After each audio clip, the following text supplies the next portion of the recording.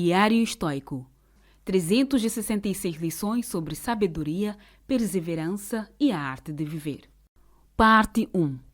A disciplina da percepção. Janeiro. Clareza. 1 de janeiro. Controle e escolha. A principal tarefa na vida é simplesmente esta: identificar e separar as questões de modo que eu possa dizer claramente para mim mesmo quais são as externas, fora do meu controle, e quais têm a ver com as escolhas que eu realmente controlo. Para onde então devo olhar à procura do bem e do mal? Não para as coisas externas incontroláveis, mas dentro de mim para as escolhas que são minhas. A prática mais importante na filosofia estoica é a distinção entre o que podemos mudar e o que não podemos. Aquilo sobre o que temos influência e aquilo sobre o que não temos. Se um voo é adiado por causa das condições do clima, você pode gritar o quanto quiser com o representante da companhia aérea. Isso não vai fazer a tempestade parar. Não importa o quanto você deseje, isso não o tornará mais alto ou baixo ou fará com que tenha nascido em um outro país. Por mais que tente, você não pode fazer alguém gostar de você. Além disso, o tempo que gastamos arremessando-nos contra esses objetos inamovíveis é tempo que não empregamos em coisas que podemos mudar. As instituições de reabilitação social praticam algo chamado prece da serenidade. Abrir aspas. Deus, concedei-me a serenidade para acertar as coisas que não posso mudar, a coragem para mudar as coisas que posso e a sabedoria para distingui-las. Fechar aspas. Dependentes não podem mudar o abuso que sofreram na infância. Não podem desfazer as escolhas do passado ou o dano que causaram, mas podem mudar o futuro através do poder que possuem no presente momento. Como disse Epiteto, eles podem controlar as escolhas que fazem neste momento. O mesmo se aplica a nós, hoje. Se pudermos nos concentrar em esclarecer quais partes do nosso dia podemos controlar e que partes não podemos, seremos mais felizes e também teremos uma nítida vantagem sobre as pessoas incapazes de perceber que travaram uma batalha impossível de ser vencida. 2 de janeiro. Educação é liberdade. Qual é o fruto desses ensinamentos? Somente a mais bela e adequada colheita dos verdadeiramente educados, tranquilidade, destemor e liberdade. Não deveríamos dar crédito às massas que afirmam que só os livres podem ser educados, mas aos amantes da sabedoria que afirmam que somente os educados são livres. Por que você pegou este livro? Por que pegar um livro? Não para parecer mais inteligente, não para fazer hora durante um voo, não para ouvir o que você quer ouvir. Há muitas escolhas mais fáceis do que a leitura. Não. Você pegou este livro porque está aprendendo a viver, porque quer ser mais livre, temer menos e alcançar um estado de paz. Educação, ler e meditar sobre a sabedoria de grandes mentes, não é algo para ser feito só por distração. Ela tem um objetivo. Lembre-se desse imperativo nos dias em que começar a se sentir distraído. Quando assistir à televisão ou fazer um lanche parece uma forma melhor de usar o seu tempo do que ler ou estudar filosofia. Conhecimento. É o autoconhecimento em particular, é a liberdade. 3 de janeiro. Ser impiedoso com as coisas que não importam. Quantos causaram danos em tua vida quando não tinham consciência do que estavas perdendo? Quanto foi desperdiçado em pensar inútil, alegria tola, desejo voraz e conversas fúteis? Quão pouco te foi deixado do que era teu? Vais te dar conta de que estás morrendo antes da hora. Uma das coisas mais difíceis de fazer na vida é dizer não para convites, pedidos, obrigações, para as coisas que todos os outros estão fazendo. Mais difícil ainda é dizer não para certas emoções que requerem muito tempo. Raiva, empolgação, distração, obsessão, lascívia. Nenhum desses impulsos parece ser muito por si só, mas, quando descontrolados, eles se tornam um compromisso como qualquer outro. Se você não tomar cuidado, essas são precisamente as imposições que dominarão e consumirão sua vida. Você já pensou como pode recuperar parte do seu tempo? Como pode se sentir menos ocupado? Comece aprendendo sobre o poder do não. Como em Não, muito obrigado. Não, não vou ficar preso a isso. E não, simplesmente não posso neste momento. Isso pode ferir alguns sentimentos. Talvez faça com que as pessoas se desinteressem por você. Pode exigir um trabalho árduo, mas quanto mais você disser não às coisas que não têm importância, mais poderá dizer sim para aquelas que têm. Isso lhe permitirá viver e desfrutar a vida que você quer. 4 de janeiro. As grandes 3. Tudo de que precisas é isto: certeza de julgamento no momento presente, ação para o bem comum no momento presente e uma atitude de gratidão no momento presente por tudo o que te ocorra. Percepção, ação, vontade. Essas são as 3 disciplinas em parte coincidentes, mais decisivas do estoicismo, bem como da organização deste livro e da viagem de 1 ano de duração que você acaba de iniciar. Há mais na filosofia, certamente, e poderíamos passar o dia todo falando sobre as crenças particulares de cada um dos vários estoicos. Abrir aspas. Isto é o que Heráclito pensava. Fechar aspas. Abrir aspas. Zenão é de Sítio, uma cidade em Chipre, e ele acreditava... Fechar aspas. Mas esses fatos iriam ajudar você a cada dia. Que clareza as banalidades fornecem. Em vez disso, o pequeno lembrete que se segue resume as 3 partes essenciais da filosofia estoica, dignas de serem levadas com você todos os dias e consideradas em todas as decisões. Controle suas percepções, oriente suas ações adequadamente, aceite de bom grado o que está fora do seu controle. Isso é tudo o que precisamos fazer. 5 de janeiro. Torne suas intenções claras. Permite que todos os teus esforços sejam orientados para alguma coisa. Permite que eles mantenham esse objetivo em vista. Não é a atividade que transforma as pessoas. São as falsas concepções das coisas que as enlouquecem. A Lei 29 de As 48 Leis do Poder é: planeje todo o caminho até o fim. Robert Greene escreve, abrir aspas, planejando tudo até o fim, você não será pego de surpresa e saberá quando parar.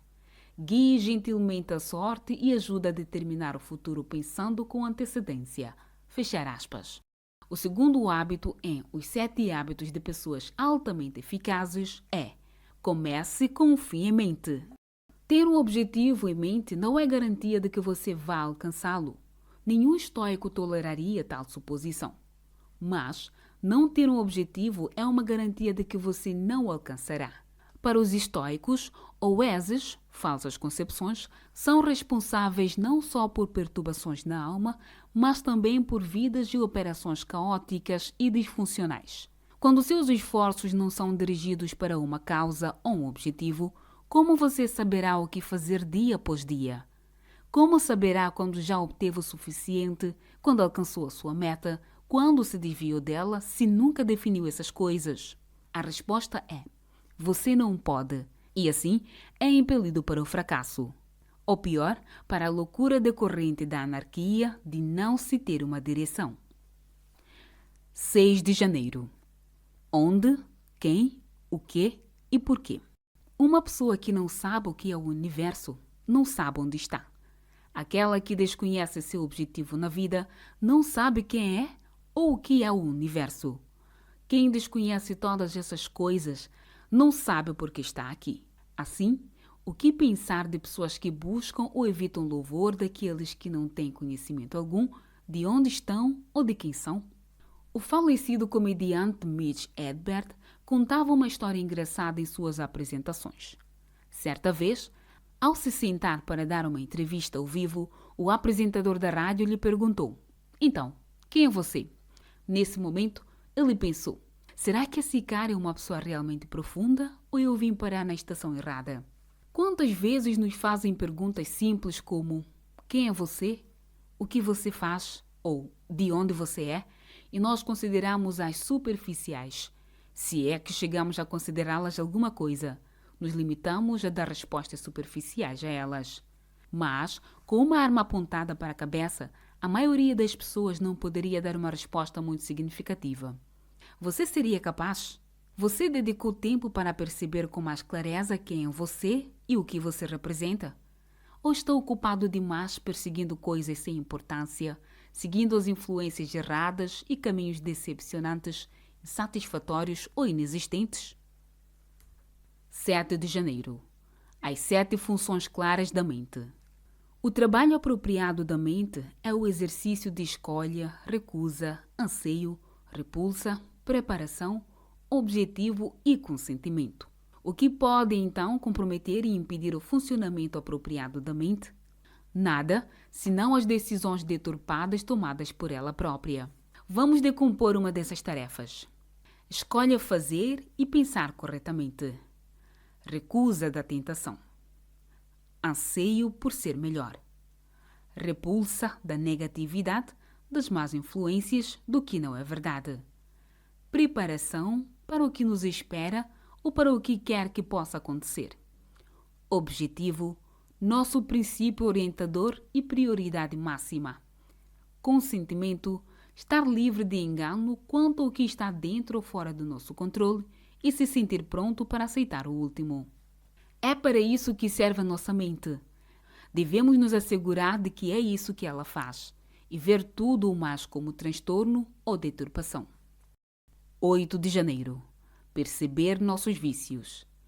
Devemos abandonar muitas coisas que somos dependentes por considerá-las boas. Do contrário, desaparecerá a coragem que deveria ser continuamente colocada à prova. Será perdida a grandeza da alma, que não pode se manter firme a menos que desdenhe como insignificante o que a multidão considera mais desejável. O que consideramos prazeres inofensivos facilmente podem se tornar vícios descomunais. Começamos com um cafezinho pela manhã e logo não conseguimos mais ficar sem ele no início do dia. Verificamos nosso e-mail porque isso faz parte de nosso trabalho e logo passamos a sentir a vibração fantasma do celular em nosso bolso a cada poucos segundos. Não demora e esses hábitos inofensivos passam a comandar a nossa vida. As pequenas compulsões e impulsos que temos não somente erodem nossa liberdade e soberania, como também anuviam nossa clareza. Pensamos que estamos no controle, mas estamos mesmo? Como disse um dependente, o vício se dá quando perdemos a liberdade de nos abster. Recuperemos essa liberdade. Esse vício pode variar para cada um. Tomar refrigerante? Usar drogas? Reclamar? Fofocar? Navegar na internet? Roer as unhas? Mas você precisa recuperar a capacidade de se abster, porque nela reside sua clareza e seu autocontrole. 9 de janeiro. O que controlamos e o que não controlamos. Algumas coisas estão sob nosso controle, outras não. Controlamos nossa opinião, nossas escolhas, nossos desejos, nossas aversões, em suma, tudo o que é produzido por nós.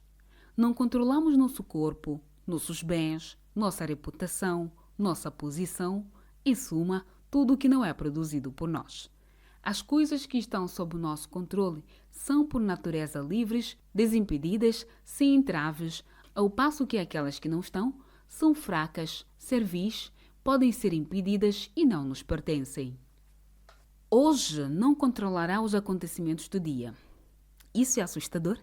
Um pouco. Mas esse sentimento é contrabalançado quando percebemos que podemos controlar nossa opinião sobre esses acontecimentos. Você decide se eles são bons ou maus, se são justos ou injustos.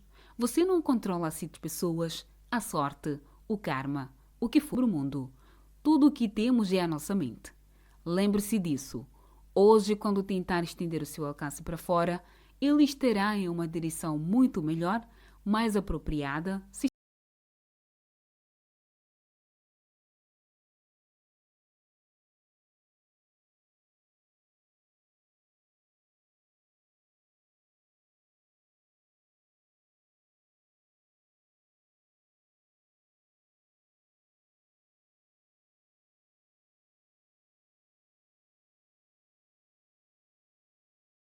estiver voltando para dentro. 10 de janeiro. Se você quer ser estável. A essência do bem é um certo tipo de escolha racional. Assim como a essência do mal também é. E quanto às coisas externas? Elas são apenas a matéria-prima para a nossa escolha racional que encontra o próprio bem ou o próprio mal trabalhando com elas. Como ela encontrará o bem? Não se maravilhando com o que é material. Pois se os julgamentos sobre o que é material forem corretos, isso torna nossas escolhas boas, mas se esses julgamentos forem distorcidos, nossas escolhas se tornam más. Os estoicos buscam a constância, a estabilidade e a tranquilidade, traços que a maioria de nós aspira, mas que experimentamos apenas de maneira fugaz. Como eles alcançam essa meta fugidia? Como podemos recuperar a eustátia? A palavra que Ariano usou para descrever o ensinamento do Epiteto? Bem, não é uma questão de sorte. Não é eliminando influências externas ou se refugiando no silêncio e na solidão. É, na verdade, uma questão de filtrar o mundo externo, calibrando-o pelo nosso julgamento. Isso é o que a nossa razão pode fazer. Tomar a natureza deformada, confusa e assoberbante dos acontecimentos externos e torná-los ordenados. Contudo, se nossos julgamentos são deformados porque não usamos a razão, então tudo o que se segue será deformado. E perderemos nossa capacidade de nos manter firmes no caos e na agitação da vida. Se você quer ser equilibrado e obter clareza, ter um julgamento apropriado é o melhor caminho.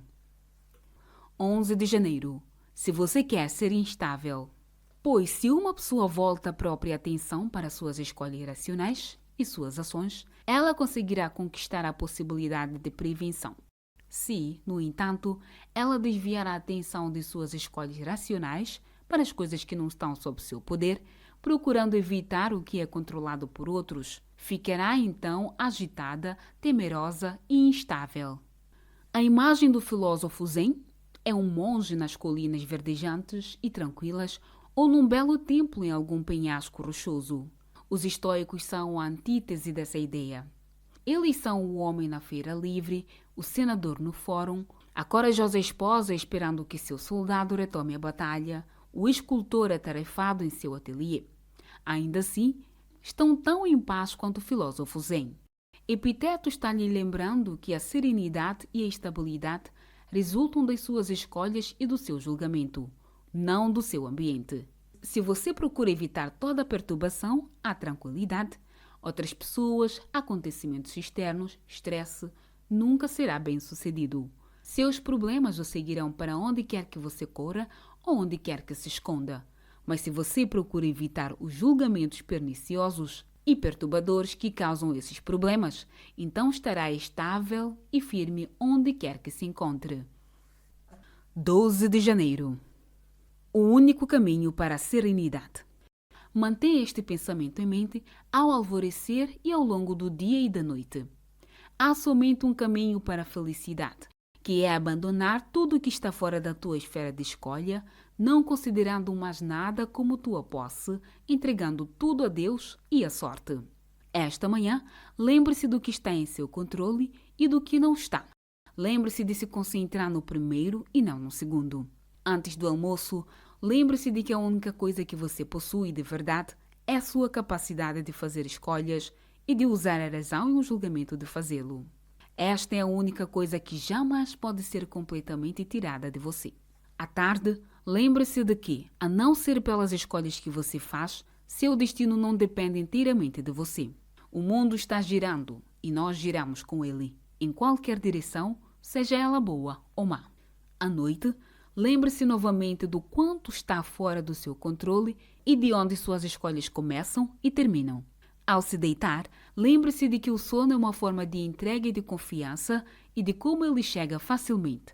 Então, prepare-se para recomeçar todo o ciclo amanhã.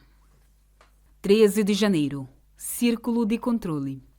Controlamos nossa escolha racional e todas as ações que dependem dessa vontade moral.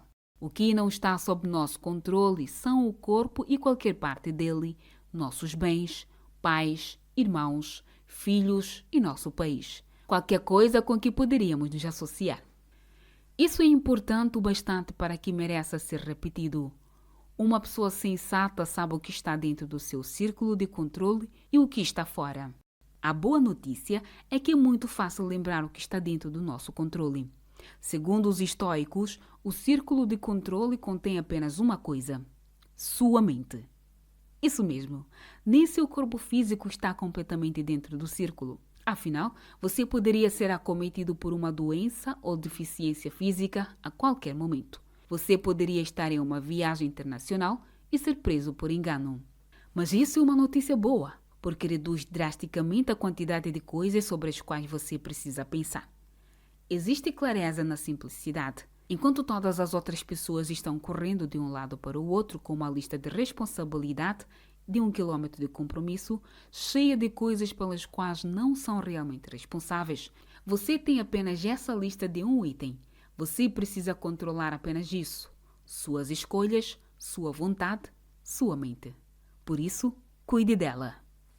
14 de janeiro. Rompa as amarras de sua mente. Compreende finalmente que tens algo em ti mais poderoso e divino do que aquilo que causa as paixões físicas e te manipula como um mero fantoche. Que pensamentos ocupam minha mente agora? Não será medo, desconfiança, desejo ou algo semelhante?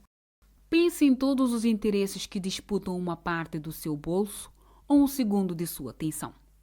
Cientistas especializados em alimentos estão desenvolvendo produtos para explorar nossas papilas gustativas. Engenheiros do Vale do Silício estão projetando aplicativos tão viciantes quanto os jogos de azar. A mídia está fabricando narrativas para provocar indignação e raiva. Esta é só uma pequena fatia das tentações e forças que atuam sobre nós, distraindo-nos e afastando-nos do que realmente importa. Marco Aurélio, felizmente, não estava exposto a esses excessos de nossa cultura moderna, mas ele também conhecia muitas distrações: a fofoca, o chamado interminável do trabalho, bem como o medo, a desconfiança, a lascívia. Todo o ser humano é manipulado por essas forças internas e externas, cada vez mais poderosas e difíceis de resistir.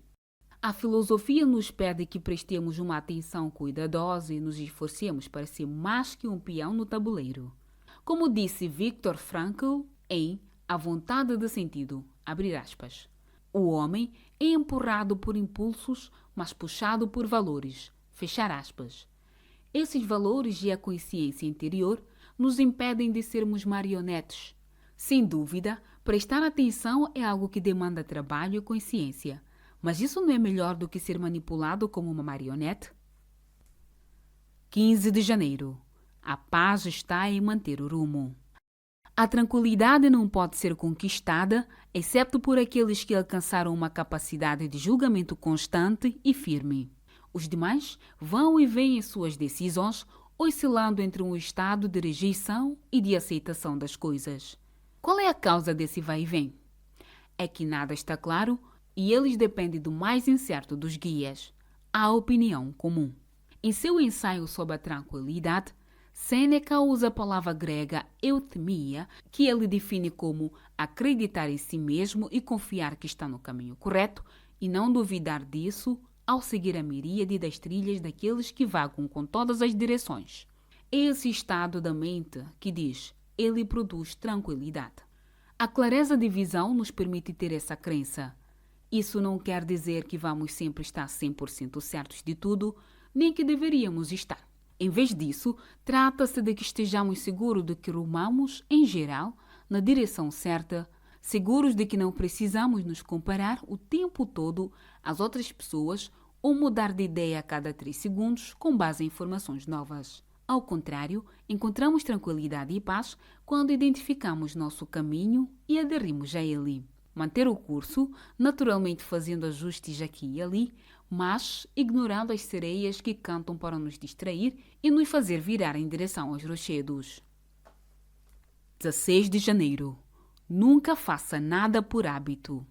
Assim, na maioria das outras coisas, nos ocupamos das circunstâncias não segundo as suposições corretas, mas sobretudo de acordo com o miserável hábito. Como tudo que eu disse é o caso, quem está em treinamento deve buscar elevação, deixando de ir atrás do prazer e evitar a dor, de se apegar à vida e abominar a morte, e no caso de bens e dinheiro, deixando de valorizar mais o ato de receber do que o de doar. Perguntam a um trabalhador: por que você faz isso dessa maneira? Ele responde: porque essa é a maneira como sempre fiz. A resposta decepciona todo bom patrão e dá água na boca de todo empreendedor. Esse trabalhador parou de pensar e está operando em um piloto automático por hábito. O negócio está pronto para levar uma rasteira da concorrência e o trabalhador provavelmente será demitido por qualquer patrão que use a cabeça. Deveríamos agir com a mesma impiedade com nossos próprios hábitos. Estamos estudando filosofia precisamente para nos livrarmos do comportamento maquinal. Descubra o que você faz por rotina ou por já estar no sangue. Pergunte a você mesmo: é essa realmente a melhor maneira de fazer isso? Saiba o motivo por trás do que você faz e faça as coisas pelas razões corretas. 17 de janeiro. Reinicie o trabalho real. Sou teu professor e estás aprendendo em minha escola. Meu objetivo é levar-te à perfeição, desimpedido, livre de comportamento compulsivo, livre de travas, sem pudor, livre, florescente e feliz, olhando para Deus nas coisas grandes e pequenas. O teu objetivo é aprender e praticar diligentemente tudo isso. Por que então não concluis o trabalho se tens o objetivo correto e eu tenho tanto o objetivo quanto a preparação correta? O que está faltando? Trabalho é inteiramente execuível e é a única coisa em nosso poder. Deixa o passado para trás. Devemos apenas começar. Acredita em mim e verás. Você se lembra, na escola ou no início da sua vida, de ter medo de tentar alguma coisa porque temia fracassar? A maioria dos adolescentes prefere ficar à toa a se empenhar em algo.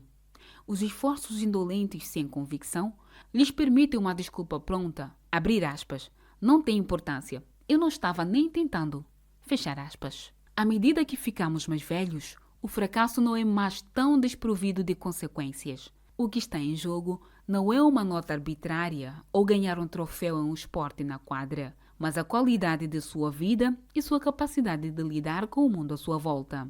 Não deixe, contudo, que isso o intimide. Você tem os melhores professores do mundo, os filósofos mais sábios que já existiram. E não só você é capaz, como o professor está pedindo algo muito simples. Apenas comece o trabalho. O resto vem. 18 de janeiro. Veja o mundo como os poetas e os artistas. Passa por este breve fragmento de um tempo em harmonia com a natureza e chega ao teu lugar final de repouso graciosamente, assim como uma azeitona madura pode cair, louvando a terra que a alimentou e grata à árvore que lhe permitiu crescer. Há alguns fraseados de uma beleza assombrosa nas meditações de Marco Aurélio, o que é de admirar, considerando-se o público ao qual seus textos se dirigem, apenas ele mesmo.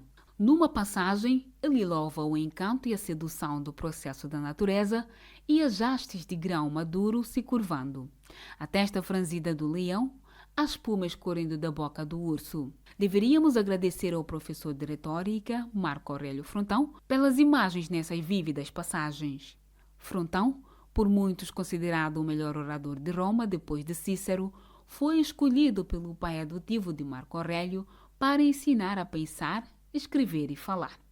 Mais do que apenas frases bonitas, isso lhe deu, e agora a nós, uma poderosa perspectiva sobre acontecimentos comuns ou aparentemente não belos. É preciso um olhar de artista para notar que o fim da vida não difere de uma fruta madura tombando da árvore. É preciso um poeta para perceber a maneira como, abrir aspas, o pão que assa se fende em certos lugares e essas rachaduras vão embora não pretendidas na arte do padeiro, atraem nosso olhar e servem para estimular o nosso apetite. Fechar aspas, encontrando nessas rachaduras uma metáfora. Há clareza e alegria em ver o que os outros não podem ver, em descobrir graça e harmonia em lugares que outros ignoram.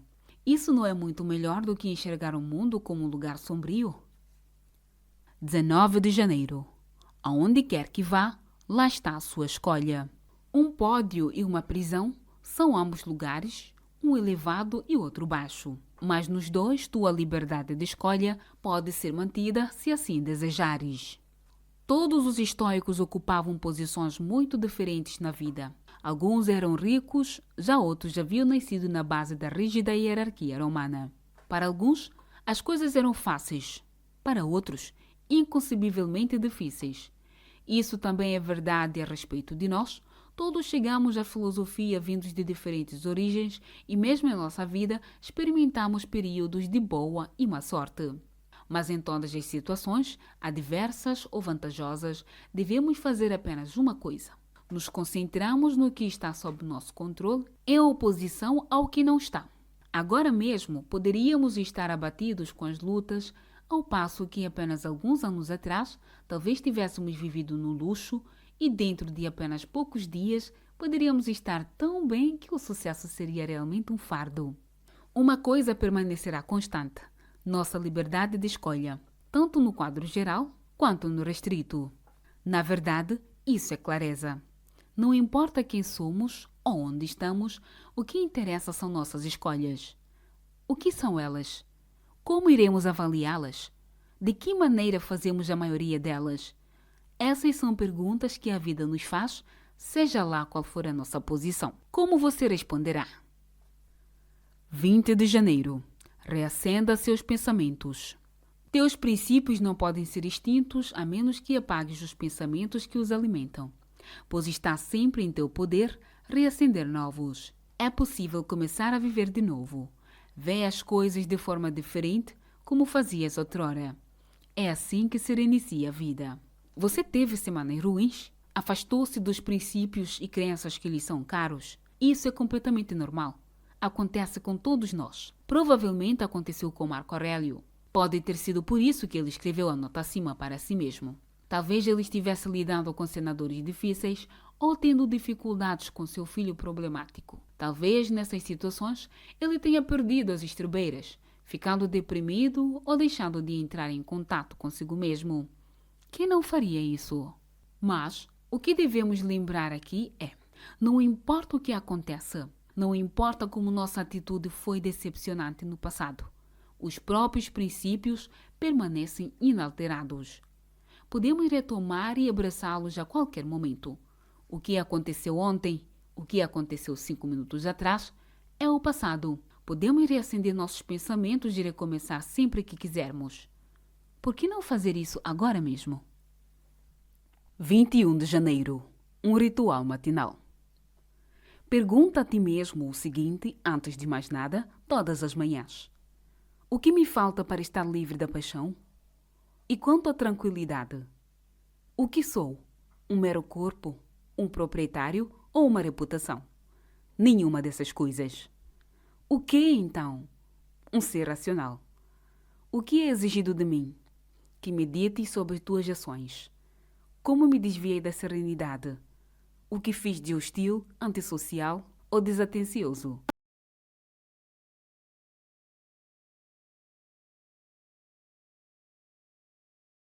Outras é se exercitar. Para muitas, é escrever num diário apenas algumas páginas em que elas registram seus pensamentos, medos, esperanças. Nesses casos, o que interessa não é tanto a atividade em si, mas o ritual da reflexão. A ideia é dedicar um tempo para olhar dentro de si mesmo e examinar-se.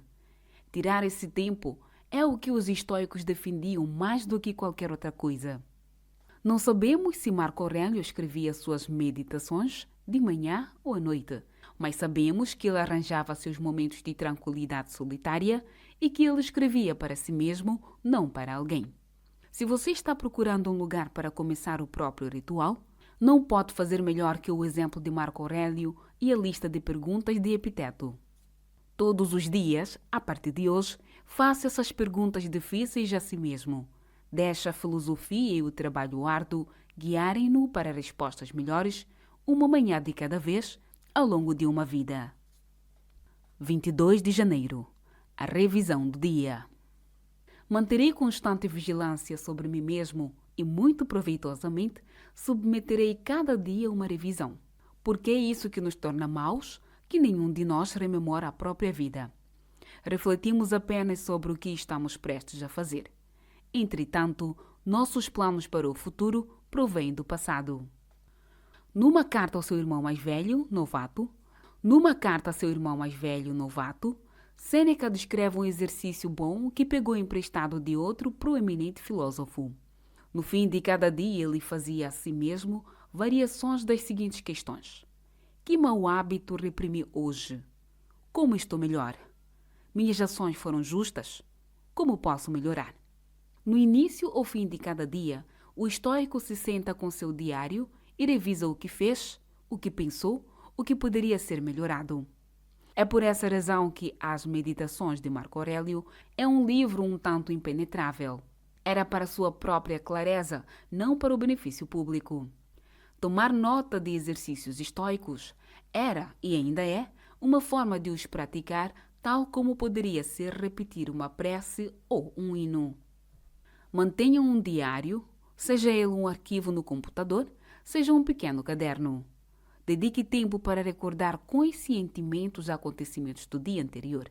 Seja resoluto em suas avaliações. Observe o que contribuiu para a sua felicidade e o que a depreciou. Escreva sobre o que você gostaria de aprimorar ou anote as citações que aprecia. Fazendo o esforço de registrar tais pensamentos, você fica menos propenso a esquecê-los. Mais um benefício: você acumulará uma boa qualidade de registros para acompanhar seu progresso também. 23 de janeiro. A verdade sobre o dinheiro. Passemos aos realmente ricos. Quantas vezes eles pareceram muito com os pobres? Quando viajam ao exterior, precisam restringir sua bagagem e, quando estão com pressa, dispensam comitiva. E aqueles que estão no exército, quão poucos de seus bens conseguem conservar? O autor Scott Fitzgerald, que muitas vezes glamorizou os estilos de vida dos ricos e famosos em livros como O Grande Gatsby, abre um dos seus contos com frases agora clássicas: deixe-me falar-lhe sobre os muito ricos, eles são diferentes de você e de mim. Alguns anos depois que esse conto foi publicado, seu amigo Ernest Hemingway caçoou de Fitzgerald ao descrever, abrir aspas, sim, eles têm mais dinheiro, fechar aspas. É disso que Sêneca está nos lembrando. Um dos homens mais ricos de Roma, ele sabia em primeira mão que o dinheiro só muda a vida em parte. O dinheiro não resolve os problemas que as pessoas pobres pensam que ele resolverá. Na verdade, nenhuma posse material o fará. Coisas externas não podem resolver questões internas. Sempre nos esquecemos disso, o que causa muita confusão e dor. Como Hemingway escreveria mais tarde sobre Fitzgerald, abrir aspas, ele pensava que os ricos eram uma raça glamourosa especial e quando descobriu que não eram, isso o destruiu tanto quanto qualquer outra coisa que o tenha destruído. Fechar aspas. Se não mudarmos, isso também será verdade em relação a nós. 24 de janeiro. Buscar uma compreensão profunda. Com Rústico, aprendi a ler lentamente e a não me satisfazer com uma compreensão aproximada de todo e a não concordar depressa demais com aqueles que têm muito a dizer sobre alguma coisa. O primeiro livro das Meditações de Marco Aurélio começa com uma lista de agradecimentos. Ele agradece uma por uma as principais influências de sua vida. Uma dessas pessoas é Quinto Júnior Rústico, um professor que desenvolveu em seu aluno um amor pela clareza e pela compreensão profundas, um desejo de não parar na superfície quando se trata de aprendizado. Foi também por meio de Rústico que Marco Aurélio foi apresentado a Epiteto. Na verdade, Rústico emprestou ao aluno seu exemplar das palestras de Epiteto. Marco Aurélio claramente não ficou satisfeito em apenas entender a ideia básica dessas palestras, nem as aceitou simplesmente por recomendação de seu professor. Paul Johnson gracejou uma vez que Edmund Wilson lia livros como se a vida do autor estivesse em julgamento. Foi assim que Marco Aurélio leu Epiteto e, quando as lições se mostraram satisfatórias, ele as absorveu. Elas se tornaram parte do seu DNA. Ele as citou extensamente ao longo da vida, encontrando clareza e força reais em suas palavras, mesmo em meio ao luxo e ao poder imensos que viria a possuir. Esse é o tipo de leitura e estudo profundos que precisamos cultivar, razão por que estamos lendo apenas uma página por dia, em vez de um capítulo de cada vez, para que possamos ter tempo de ler com atenção e profundidade. 25 de janeiro. o único prêmio. O que resta para ser apreciado? Isto, eu penso, limitar nossa ação ou inação apenas ao que está de acordo com as necessidades de nossa preparação. É nisso que consistem os esforços da educação e do ensino. Aqui está a coisa a ser apreciada. Se conseguires isso, vais parar de tentar conquistar todas as outras coisas. Se não o fizeres, não serás livre, autossuficiente ou liberto da paixão, mas necessariamente cheio de inveja, ciúme e desconfiança por quem quer que tenha o poder de tomá-las e vais conspirar contra aqueles que têm o que aprecia. No entanto, respeitando e apreciando tua própria mente, agradarás a ti mesmo e estarás em mais harmonia com os teus semelhantes e mais sintonizado com os deuses, louvando tudo o que eles puserem em ordem e atribuíram a ti. Warren Buffett, cuja fortuna líquida é de aproximadamente 65 bilhões de dólares, vive na mesma casa que comprou em 1958 por 31.500 dólares. John Arshall, um atacante do time de futebol americano Baltimore Ravens, recebe milhões, mas vive com 25 mil dólares por ano. A estrela do time de basquete San Antonio Spurs, Kawhi Leonard, circula por aí no mesmo Chevy Tahoe de 1997, desde a adolescência, mesmo tendo um contrato de cerca de 94 milhões de dólares. Por quê? Não porque sejam avarentos. É porque as coisas que importam para eles são baratas. Buffett, Arshall e Leonard não acabaram desse jeito por acaso. O estilo de vida deles é resultado de priorização. Eles cultivam interesses que estão, sem dúvida, abaixo de seus recursos financeiros e, em consequência, qualquer renda lhes proporcionará liberdade para buscar as coisas que mais lhes interessam. Acontece simplesmente que eles enriqueceram acima de qualquer expectativa. Esse tipo de clareza sobre aquilo que eles mais amam no mundo significa que eles podem aproveitar a vida. Significa que ainda seriam felizes mesmo se houvesse uma reviravolta nos negócios ou se suas carreiras fossem interrompidas por uma lesão.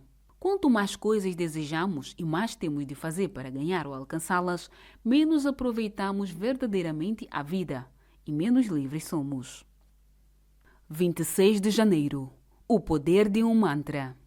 Apaga as falsas impressões de tua mente, repetindo para ti mesmo: tenho em minha alma o poder de me manter afastado de qualquer mal, desejo ou perturbação. Em vez disso, vendo a verdadeira natureza das coisas, eu lhes darei somente o que lhes é devido. Sempre te lembra desse poder que a natureza te deu. Qualquer pessoa que tenha feito uma aula de yoga ou sido apresentada ao pensamento hindu ou budista provavelmente ouviu falar do conceito de mantra. Em sânscrito, a palavra significa fala sagrada. Basicamente, uma palavra, uma frase, um pensamento, até um som. Destina-se a fornecer clareza ou orientação espiritual. O mantra pode ser especialmente útil durante a meditação porque nos permite bloquear todas as distrações e nos concentrarmos. Era apropriado, portanto, que Marco Aurélio sugerisse esse mantra estoico, um lembrete ou frase de alerta para usar quando somos acometidos por falsas impressões, distrações ou sentimos a pressão da vida cotidiana sobre nós. Ele diz, essencialmente, abrir aspas, tenho dentro de mim o poder de manter isso afastado. Posso ver a verdade. Fechar aspas. Mude o fraseado como quiser. Essa parte depende de você. Mas tenha um mantra e use-o para encontrar a clareza pela qual anseia. 27 de janeiro. As 3 áreas de treinamento. Há 3 áreas em que a pessoa sensata e boa deve ser treinada. A primeira tem a ver com os desejos e aversões, que ela nunca era o alvo em seus desejos, nem caia naquilo que a repele. A segunda se refere aos impulsos de agir e não agir, e mais amplamente ao dever que ela possa agir deliberadamente, motivada por boas razões e não sem pensar. A terceira diz respeito a livrar-se do engano, autocontrole e toda a área do julgamento, o consentimento que nossa mente dá às suas Dessas 3 áreas, a principal e a mais urgente é a primeira, referente às paixões, pois fortes emoções só surgem quando fracassamos em nossos desejos e aversões. Hoje, vamos nos concentrar nas 3 áreas de treinamento que Epiteto nos mostrou. Primeiro, precisamos considerar o que devemos desejar e o que devemos rechaçar. Por quê? Para desejarmos o que é bom e evitarmos o que é mau. Não basta apenas ouvir seu corpo, porque nossas atrações muitas vezes nos desencaminham. Em seguida, devemos examinar o que nos impulsiona a agir, isto é, nossas motivações. Estamos agindo pelas razões corretas ou porque não paramos para pensar? Ou acreditamos que temos de fazer algo? Finalmente, há nosso julgamento. Nossa capacidade de ver as coisas claramente e de forma apropriada chega quando usamos nossa grande dádiva da natureza, a razão. Essas são as 3 áreas distintas de treinamento, mas, na prática, elas estão inextricavelmente entrelaçadas. Nosso julgamento afeta o que desejamos, nossos desejos afetam nossas ações e nosso julgamento as determina. Mas não podemos apenas esperar que isso aconteça. Em todas as áreas de vida, devemos refletir e empregar nossa energia com empenho. Se o fizermos, encontraremos clareza e seremos bem-sucedidos. 28 de janeiro. Observando os sábios. Observa com bastante atenção o princípio orientador das pessoas, especialmente dos sábios, tanto do que eles fogem quanto do que eles buscam. Sêneca disse, abrir aspas, sem uma régua com a qual fazê-lo, não podemos endireitar o que está torto. Fechar aspas. Esse é o papel das pessoas sábias em nossa vida. Servir de modelo e de inspiração. Fazer nossas ideias reverberarem e pôr nossas presunções à prova. Quem essa pessoa será depende de você. Talvez seja seu pai ou sua mãe. Pode ser que um filósofo, um escritor ou um pensador cumpra esse papel. Talvez perguntar o que Jesus faria seja o modelo certo para você. Mas escolhe alguém, observe o que essa pessoa faz, o que ela não faz e esforce-se ao máximo para fazer o mesmo. 29 de janeiro. Mantenha a simplicidade. Em todos os momentos, mantenha a mente firme na tarefa a realizar, como romano e como ser humano, fazendo-a com estrita e simples dignidade, afeição, liberdade e justiça, dando a ti mesmo uma trégua com relação a todas as outras considerações.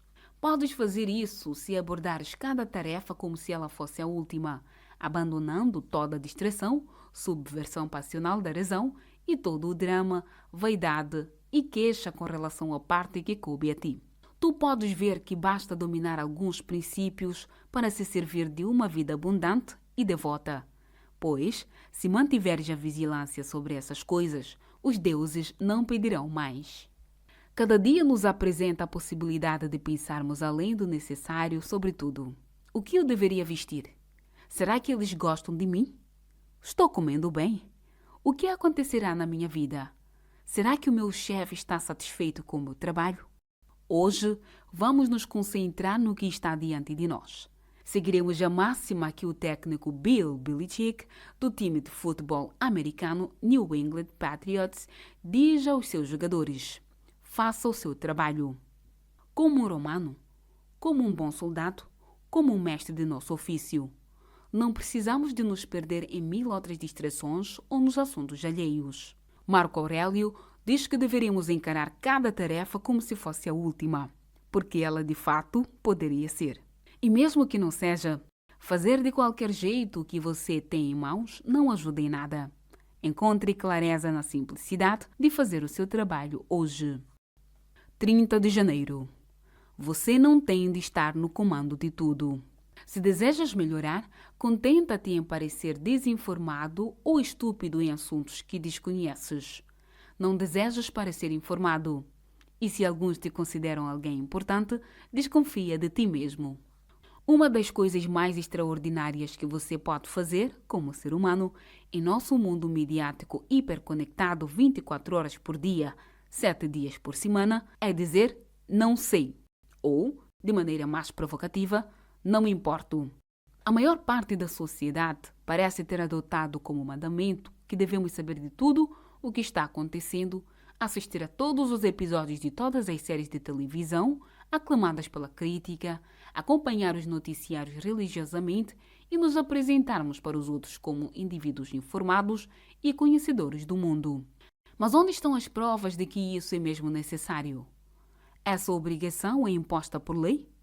Ou será que você simplesmente tem medo de parecer meio bobinho no jantar? Sim, você tem para com seus pais e sua família o dever de saber daquilo que pode afetá-lo diretamente.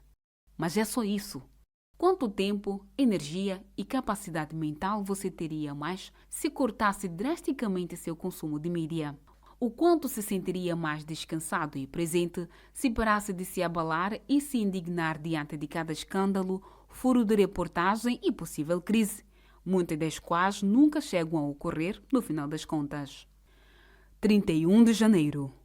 Filosofia como um remédio para a alma. Não retornes à filosofia como um capataz, mas como os pacientes que buscam alívio num tratamento para os olhos inflamados, ou é um curativo para uma queimadura, ou é um unguento. Encarando-a dessa maneira, obedecerás à razão sem a exibir e a repousarás tranquilo aos cuidados dela. Quanto mais ocupados ficamos, quanto mais trabalhamos e aprendemos e lemos, maior a chance de ficarmos à deriva. Entramos num ritmo. Estamos ganhando dinheiro, sendo criativos, nos sentindo estimulados e atarefados. Parece que tudo vai bem. Contudo, nos afastamos cada vez mais da filosofia. Essa negligência acabará acarretando um problema. O estresse se acumula, nossa mente fica confusa, esquecemos o que é importante e isso nos causa um mal. Quando algo desse tipo acontece, é importante pisarmos no freio, pormos de lado todo o ímpeto e o momento. Retornemos ao modus operandi e às práticas que sabemos estar enraizadas na clareza, no bom julgamento, nos bons princípios e na boa saúde. O estoicismo foi concebido para ser um remédio para a alma. Ele nos livra da vulnerabilidade da vida moderna. Ele nos restaura com o vigor de que precisamos para prosperar na vida. Entre em contato com essa filosofia hoje e deixe-a curá-lo.